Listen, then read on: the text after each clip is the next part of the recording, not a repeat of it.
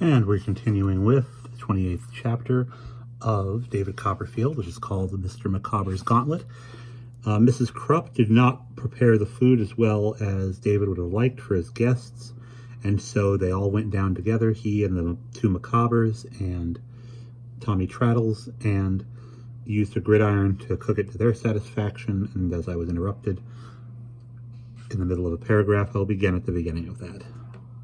What with the novelty of this cookery, the excellence of it, the bustle of it, the frequent staring up to look after it, the frequent sitting down to dispose of it as the crisp slices came off the gridiron, hot, and being so busy, so flushed with the fire, so amused, and in the midst of such a tempting noise and savor, we reduced the leg of mutton to the bone.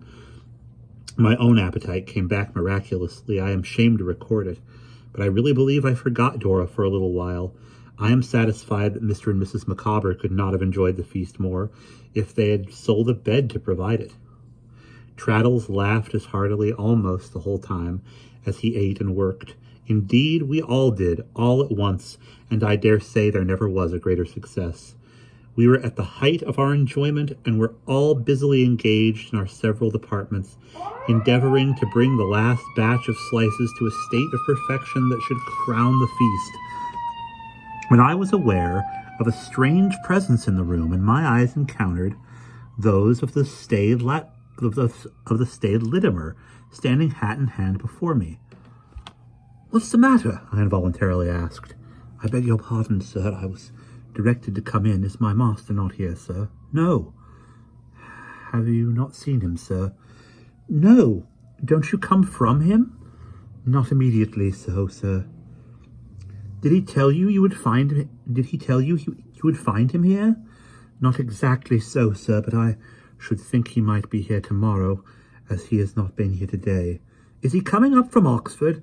"I beg, sir," he returned respectfully, "that you will be seated and allow me to do this." With which he took the fork from my unresisting hand and bent over the gridiron, as if his whole attention were concerned on it. We should not have been much discomposed, I dare say, by the appearance of Steerforth himself, but he became in a moment the meekest of the meek before his respectable serving-man.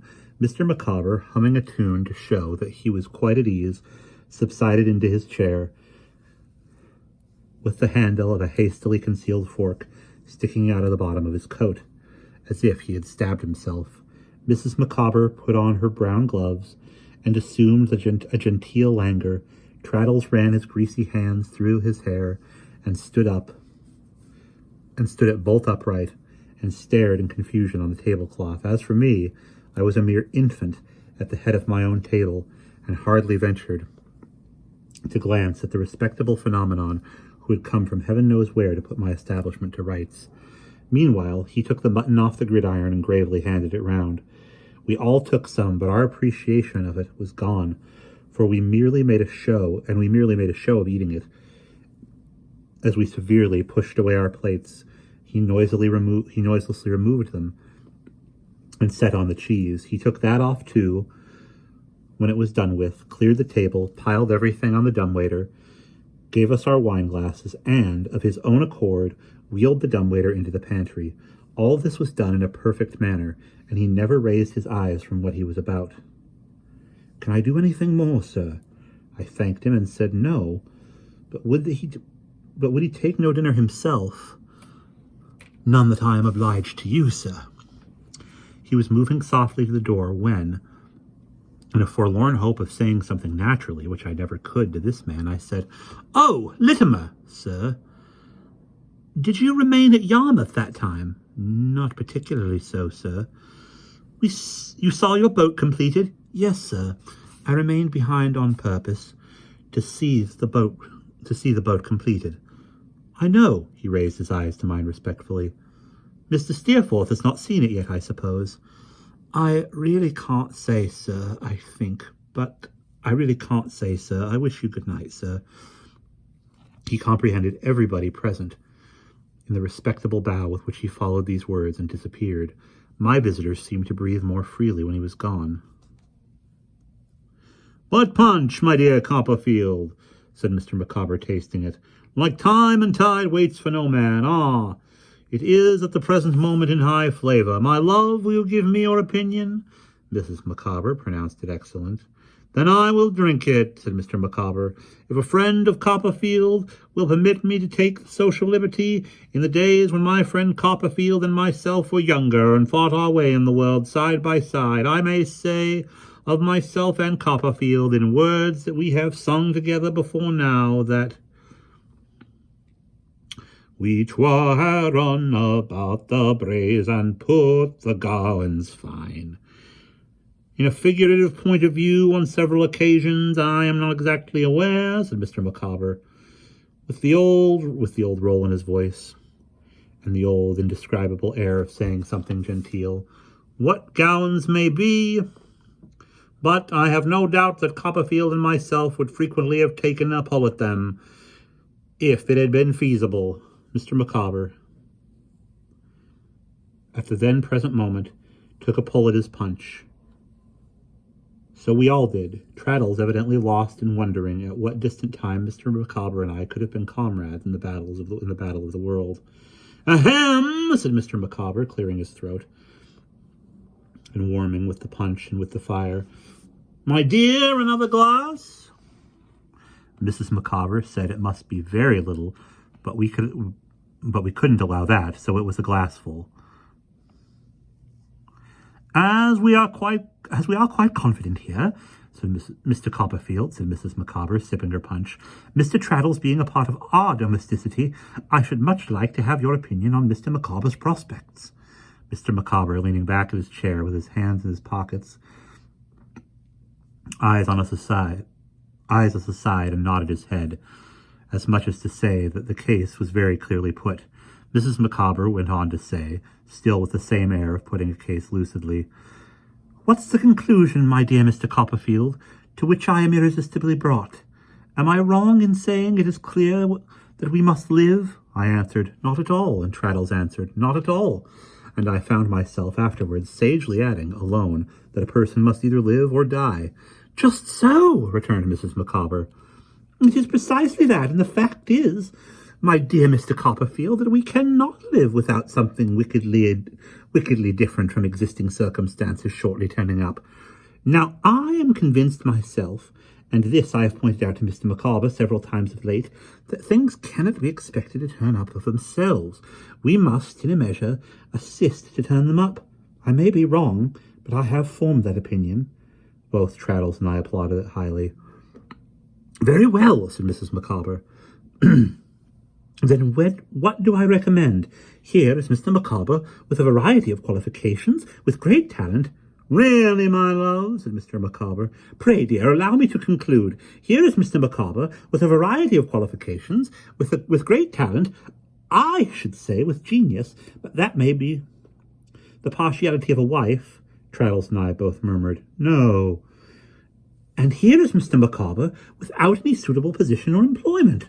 Where does that responsibility rest? Clearly on society.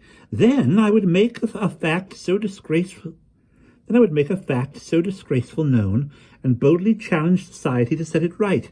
It appears to me, my dear Copperfield, said Mrs. Micawber forcefully, that what Mr. Micawber has to do is throw down the gauntlet to society and say in effect, show me who will take that up. Let the party immediately step forward. I ventured to ask Mrs. Micawber how this was to be done. By advertising, said Mrs. Micawber, in all the papers. It appears to me that what Mr. Micawber has to do, in justice to himself, in justice to his family, and I will even go so far as to say in justice to society, by which he has been hitherto overlooked, is to advertise in all the papers, to describe himself plainly as so-and-so with such and such qualification, and put it thus.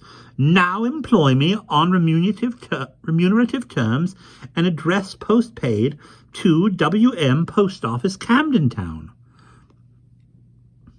This idea of Mrs. Micawber's, my dear Copperfield, said Mr. Micawber, making his shirt collar meet in front of his chin and glancing at me sideways, is in fact the leap to which I alluded when I had last the pleasure of seeing you.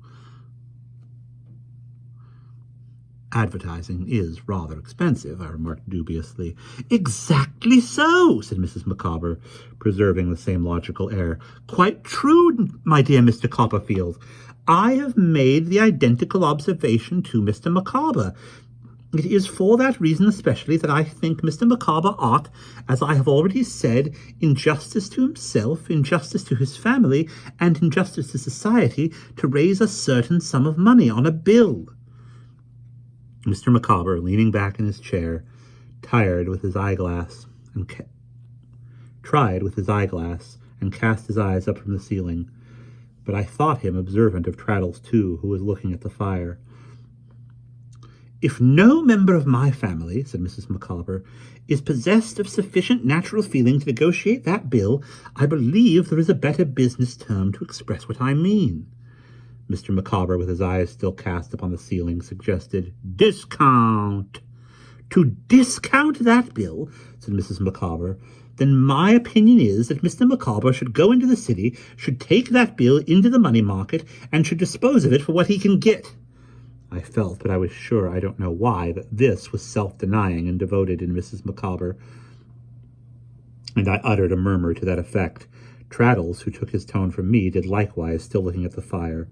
I will not, said Mrs. Micawber, finishing her punch, and gathering her scarf about her shoulders, preparatory to her withdrawal to my bedroom. I will not protract these remarks on the subject of Mr. Micawber's pecuniary affairs. At your fireside, my dear Copperfield, in the presence of Mr. Traddles, who, though not as old a friend, is quite one of ourselves, I could not refrain from making you acquainted with the course I advise Mr. Micawber to take. With these words, and resisting our entreaties that she would grace the remaining circulation of punch with her presence, Mrs. Micawber retired to my bedroom. After tea we discussed a variety of topics before the fire, and Mrs. Micawber was good enough to sing us, in a small, thin, flat voice, which I remembered to have considered, when I first knew her, to be the very table beer of acoustics,